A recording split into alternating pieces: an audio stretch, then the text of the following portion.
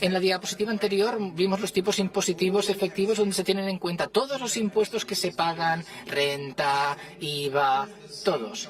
Pues aquí tenemos la misma imagen donde la gente se clasifica en función de sus ingresos y nos centramos en la renta, el pilar de la progresividad fiscal, que se supone que debe ser el modo en el que hacemos que los ricos aporten su parte.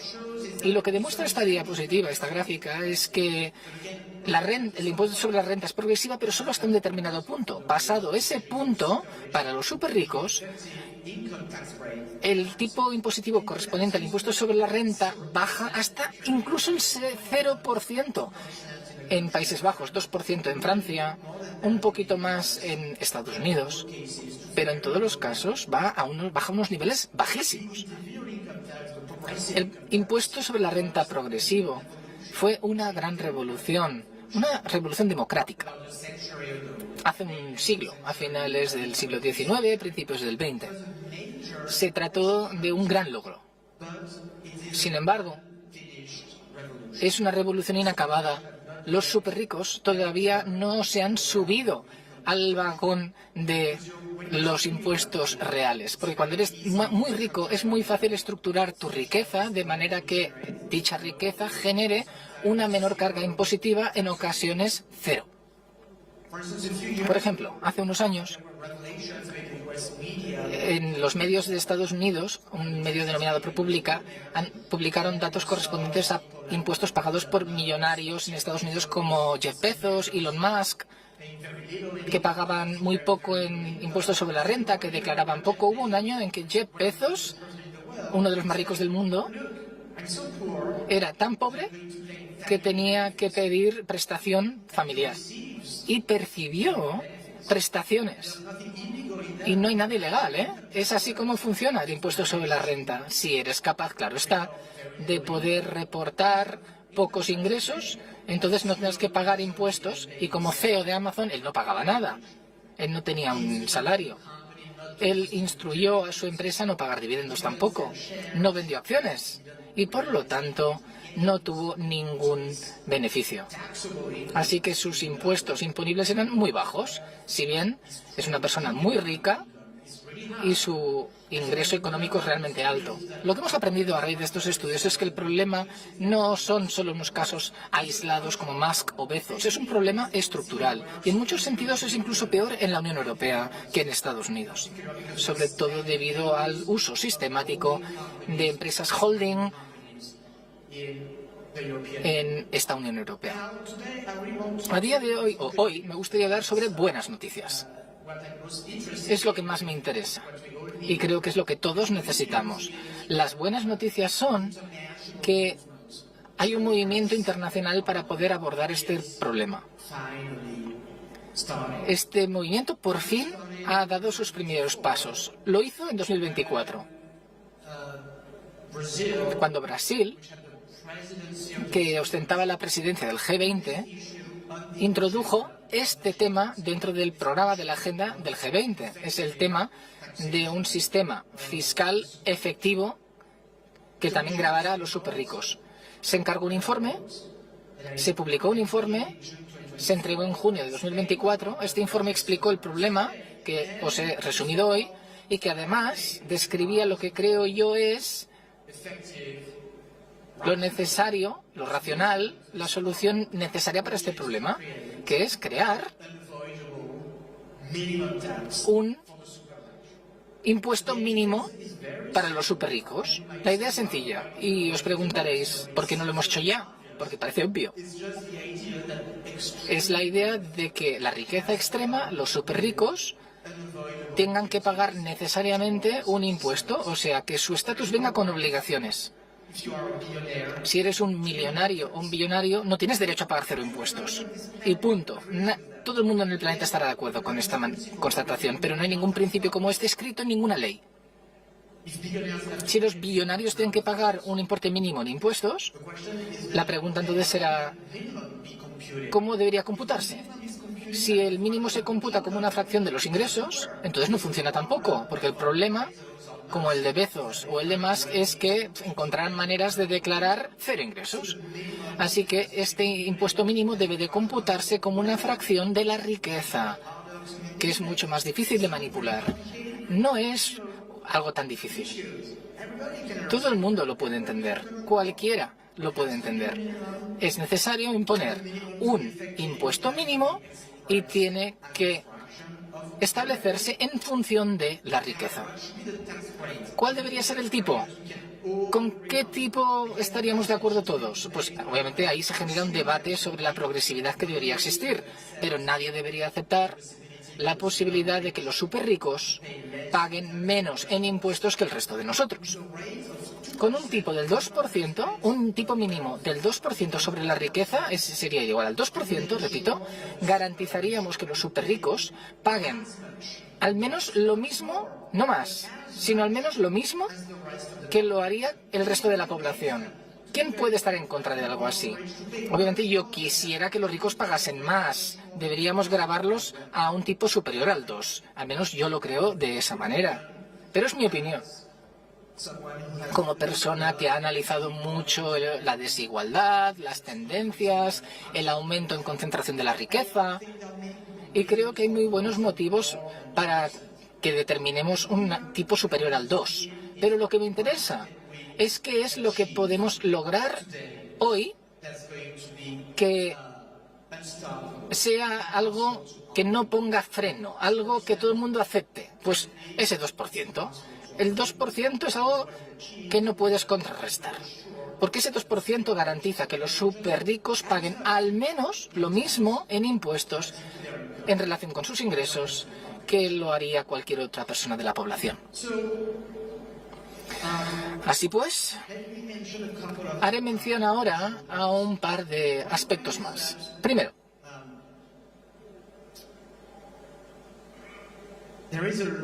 ha habido una larga experiencia o tradición en Europa respecto a gravar la riqueza. Es una experiencia que en general no ha funcionado bien.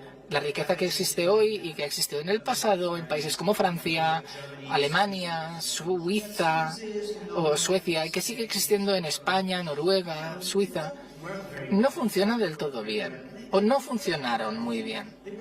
Y yo creo que no han trabajado para nada bien, se han cometido errores. ¿Por qué? Pues porque estos impuestos sobre la riqueza o impuestos patrimoniales exentaban a los millonarios con todo tipo de reducciones, deducciones, exenciones, vacíos legales, y casi todos ellos decían que alguien que tuviese muchas acciones en una empresa no estarían sujetas a este impuesto patrimonial. Ser un millonario es eso, es ostentar muchas acciones en una sociedad, y si empiezas a determinar que determinadas acciones o participaciones se encuentran exentas, entonces es simplemente lo que dices es que los millonarios no tienen que pagar nada. Si lo hiciéramos hoy, si creáramos un impuesto así, o si los Estados Unidos lo hiciera, es como crear un tipo impositivo que haría que Warren Buffett o Elon Musk no pagaran impuestos. Pero es lo que hemos hecho históricamente.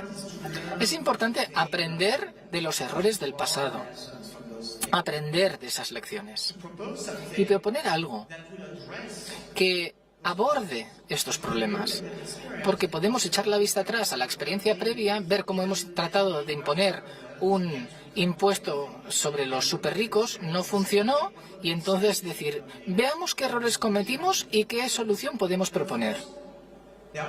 Obviamente hay soluciones. La solución sería, no hay lugar a ninguna excepción, sin excepciones. La riqueza viene con obligaciones, sin importar los ingresos, sin importar los méritos, sin importar si has innovado o no. No importa. La superriqueza conlleva el pago de un mínimo, inevitable. Esa es la idea que hay detrás de este 2%, del impuesto mínimo del 2%. Y la otra cosa que quería decir es que el movimiento internacional empezó en 2024. Y es importante poner de relieve el trabajo realizado por el gobierno de Brasil al introducir este tema en la agenda internacional. Está bien ver que este momento existe y se está acelerando. El año pasado, la Asamblea, este impuesto mínimo del 2% para determinados millonarios. Por primera vez en la historia, un parlamento había aprobado una medida como esta. Una medida bloqueada por los conservadores en el Senado, eso sí, pero volverá al Parlamento. Y hay iniciativas muy parecidas en Países Bajos, en Bélgica, en Brasil, en España, en el resto del mundo. Hace un par de días, por ejemplo, me reuní con Joe Stiglitz y John Mandemi, el alcalde de Nueva York, en Nueva York, el día de los impuestos, el 15 de abril. Y me dijo, hay que hacer esto, hay que trabajar juntos, a lo largo y ancho de las fronteras, para poder crear las nuevas formas de la cooperación internacional necesarias para luchar las tendencias oligarcas de nuestras sociedades, para forjar una visión común, para apoyarnos mutuamente, para converger en acciones prácticas, concretas, alcanzables, como por ejemplo este impuesto mínimo inevitable del 2% sobre los superricos. Y creo que este barco ya ha zarpado y será una realidad. Es cuestión de esperar meses, quizás años. Al menos un país tendrá que liderar con el ejemplo y mostrar el camino, sea Francia u otro país, o el estado de California quizás, que muy probablemente vote en noviembre para aprobar este tipo mínimo del 5% para los billonarios de California. Sería el primer impuesto sobre billonarios aprobado en cualquier parte del mundo. No sé quién será primero, solo sé que el Estado, el gobierno o el país que lo haga primero será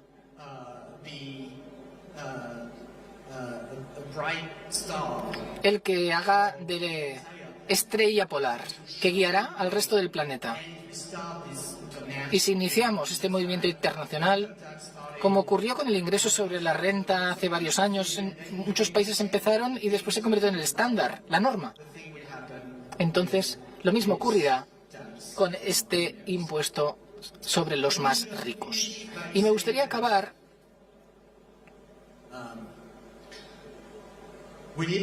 diciendo que necesitamos un impuesto mínimo sobre superricos por cuestiones de justicia. Hablamos de igualdad ante la ley. Lo necesitamos porque hay muchos ingresos en juego. La riqueza de los millonarios ha aumentado tantísimo que hay muchísimo en juego. Hace 30 años, ¿a quién le preocupaban los multimillonarios? Porque había tan pocos y las implicaciones para los ingresos del gobierno no eran tan importantes. Hoy, en cambio, lo son. Pero lo más importante, y este es el último motivo por el cual necesitamos este nuevo enfoque, es que lo necesitamos para salvaguardar nuestras democracias. Lo necesitamos para expandir el alcance de la democracia. Tenemos en Estados Unidos el país donde la tendencia oligarca ha predominado últimamente. De hecho, hemos visto cómo el gobierno se ha visto cautivo por parte de los oligarcas, que ha llevado a un aumento considerable en su riqueza, en un ciclo que se refuerza a sí mismo gracias a este poder que compra más poder. Y en la cúspide del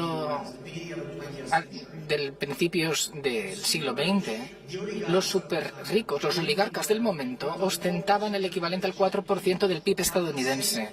Ahora, esa misma fracción de la población, 19 hogares hogar, 0,0001% de la distribución, ostentan el equivalente al 12% del PIB estadounidense. Es imposible entender lo que ha ocurrido en la política estadounidense y hay muchas cosas que se están produciendo. Pero hay que entender esta gráfica. La política en Estados Unidos solo va cuesta abajo a partir de aquí, tras esta concentración significativa de la riqueza en la punta de la pirámide. ¿Cómo podemos romper esta tendencia? de poder que compra poder, riqueza que genera más riqueza, pues con un tipo, con un impuesto. Hacer sujetos a los superricos a impuestos, igual que el resto, no como punto final, sino como punto de partida. Es esto lo que necesitamos. Si lo que queremos es inventar las nuevas políticas, las nuevas instituciones que permitirán que la democracia prevalezca por encima de la oligarquía. Muchísimas gracias y estaré encantado de responder sus preguntas.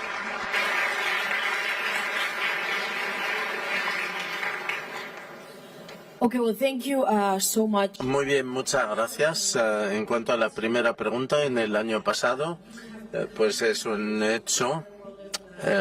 Te has vuelto una superestrella en el mundo de la economía. Tu mensaje lo escuché todo el mundo y entonces has lanzado esta idea de grabar a los multimillonarios. Esta idea no es necesariamente nueva, pero durante estos 10 últimos años se ha repetido muchas veces. ¿Qué es lo que crees que podrías alcanzar cuando muchos no han podido hacer nada en el pasado? Hay muchas maneras de contestar a esta pregunta, pero simplemente voy a decir que aquí no estamos hablando de eslóganes, no estamos hablando de palabras mayores, de que hay que grabar a los ricos. Muchas de las dificultades que tenemos francamente hoy vienen del hecho que muchos líderes socialdemócratas han intentado solucionar este problema de una manera muy superficial, sin proponer ideas prácticas bien fundadas, ninguna propuesta bastante clara. Y entonces lo que hemos intentado hacer colectivamente, porque este proyecto es un proyecto colectivo que ha empezado con la investigación y luego después desarrollando ideas, pues ha sido el proceso absolutamente opuesto a ese enfoque. Empezamos con los números, con la situación que tenemos hoy de injusticia en los impuestos, el hecho de que los superricos paguen mucho menos que el resto de la población y también estas ideas han sido propuestas de la manera más rigurosa posible, trabajando con administraciones de Hacienda. Y, en segundo lugar, hemos analizado la experiencia histórica, la experiencia internacional. ¿Qué es lo que se ha hecho hasta ahora? ¿Cuáles han sido las propuestas que se han hecho, que se han intentado implementar? Y cuando ha habido éxitos también hemos documentado estos, pero en muchos casos ha habido muchos problemas, ha habido muchos fracasos. Y entonces nos hemos basado en todo esto para proponer algo que tiene que corregir una anomalía fundamental que hemos descrito, que está en el corazón de nuestras democracias y que tiene que ver con nuestro contrato social. Y entonces, para solucionar este problema de una manera eficaz, efectiva, no con eslóganes, pero hablando del principio mínimo del impuesto mínimo que gravaría a los superricos, y también hacer el hecho de que este impuesto no se pueda evitar, por ejemplo, viajando fuera del país, y hemos hablado de esto. ¿Cómo podemos asegurar esto? Podríamos minimizar el valor de la riqueza y entonces, pues aquí estoy hablando un poco en el detalle del informe detallado que el G20 me pidió hacer. Y yo creo que esta es la diferencia. Este enfoque está basado en una investigación, en hechos, aprender de la historia, aprender de las experiencias de otros países y luego proponer soluciones que son prácticas, que son eficaces y que son radicales de alguna manera, porque también es un principio que no existe en ningún lugar ese principio de una agravación que sea inevitable. Y aquí es donde radica la diferencia. Y estoy seguro que esto será una realidad, porque luchar contra esto, estar en contra del principio de un impuesto mínimo para los multimillonarios, eso quiere decir estar a favor del derecho de los multimillonarios de pagar cero, y entonces estás en contra del mínimo. Eso quiere decir que te parece bien que no paguen nada. ¿Quién puede estar de acuerdo con esto? Nadie en esta sala, por supuesto, pero nadie en ningún pueblo podría aceptar esto en un país donde mucha gente cree que la ley no tiene que ser más dura con los ricos. Siempre es una fracción muy pequeña de la población que cree en esto, y la mayoría de la población normalmente lo que quiere es igualdad ante la ley. La mayoría de la población no acepta que exista una sociedad donde hay varios tipos de leyes específicas para los multimillonarios y otras leyes para el resto. Y entonces este principio fundamentalmente radica en el hecho de que hay que reafirmar nuestro compromiso para la igualdad ante la ley. Y esto es lo que hará que sea imposible que alguien esté contra esta propuesta.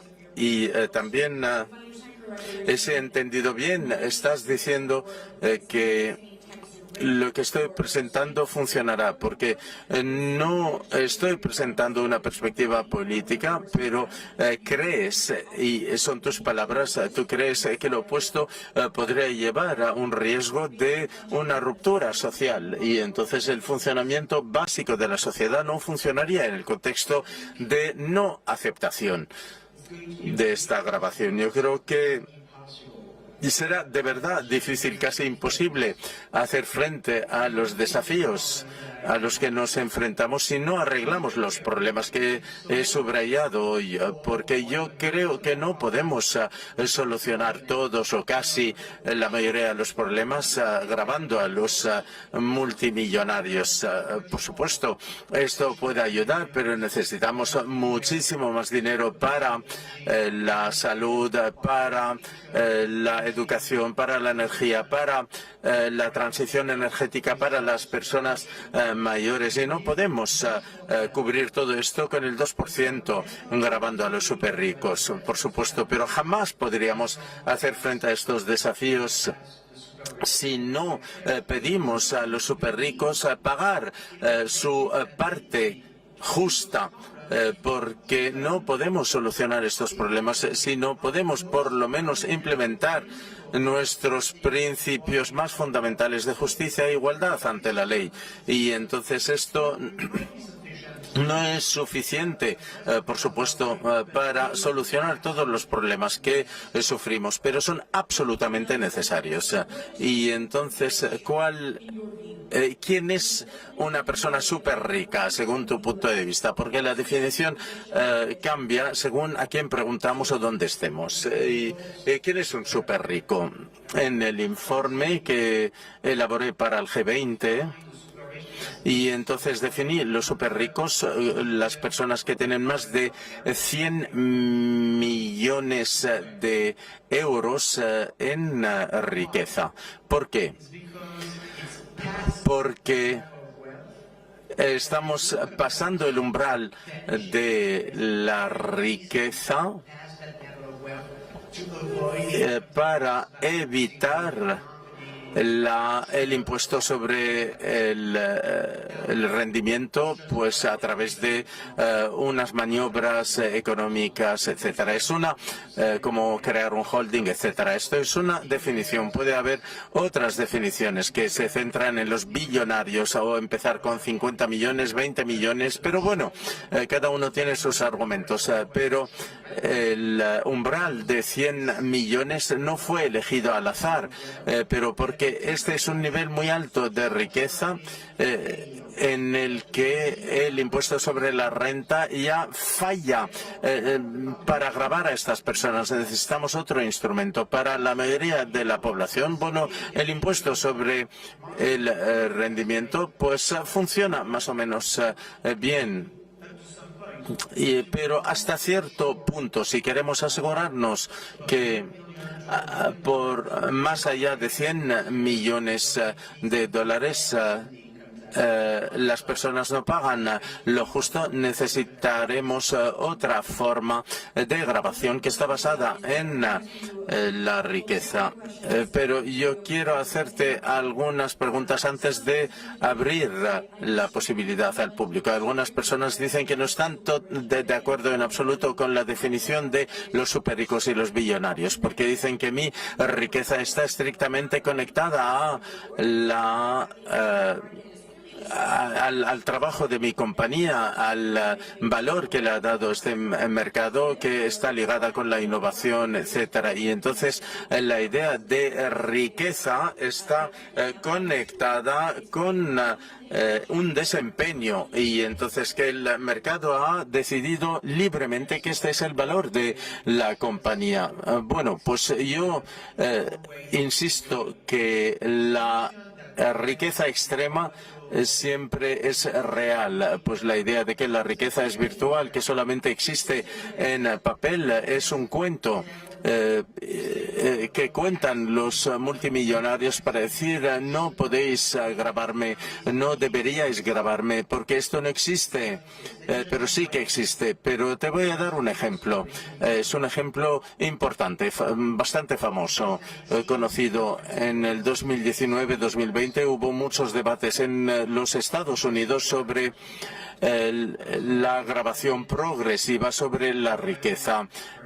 Por ejemplo, Warren, Bernie Sanders hablaron de Elizabeth Warren, Bernie Sanders hablaron de esto, y entonces mucha gente decía esto no tiene sentido porque, y entonces una persona igual no tiene mucha riqueza, pero tiene una compañía que tiene un valor muy alto, pero no tiene ningún beneficio, es virtual, no existe. Pero bueno, vamos a ver qué pasa después de esto. Y entonces en el 2022, y entonces un día, por ejemplo, un súper rico se levantó y dijo yo quiero comprar Twitter, y encontró así en un instante 44 millones de dólares para comprar Twitter. Supuestamente su riqueza era virtual, no tenía ingresos, no tenía liquidez, etcétera, y de repente compró Twitter por 44 millones de dólares, y entonces pues lo transformó en una máquina de propaganda para unas causas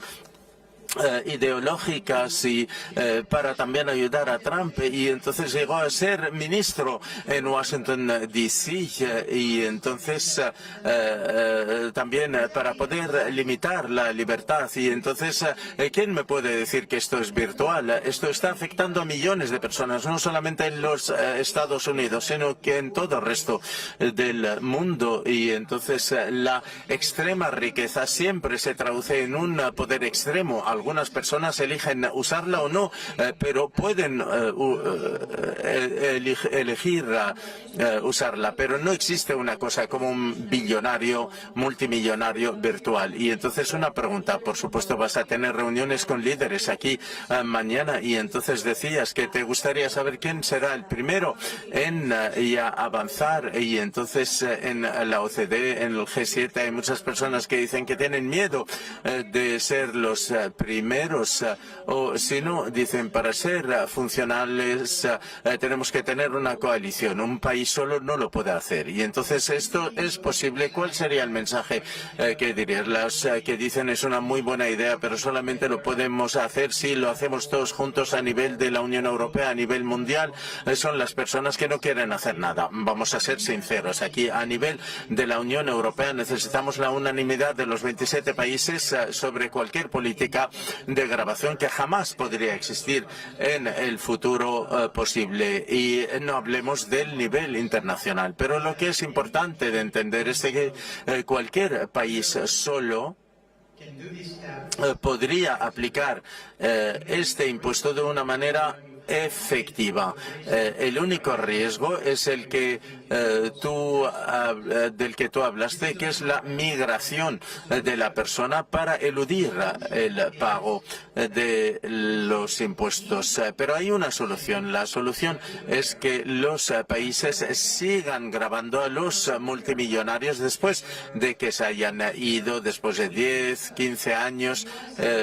Se puede discutir. El caso de Estados Unidos es extremo, en el que si uno es ciudadano americano tiene que pagar impuestos en los Estados Unidos, viva donde viva y muera donde muera. En otros países no. Por ejemplo, uno puede estar toda su vida en Francia, se vuelve multimillonario y se va a Suiza, inmediatamente Francia deja de gravarle. Esto es imposible de justificar, es absolutamente absurdo. De hecho, esto no se puede defender como idea, pero estas son elecciones y hay toda una serie de grises entre estos dos extremos. Podría decir un país, por ejemplo, como Francia, muy bien, tienes la libertad de irte a Suiza, perfecto, pero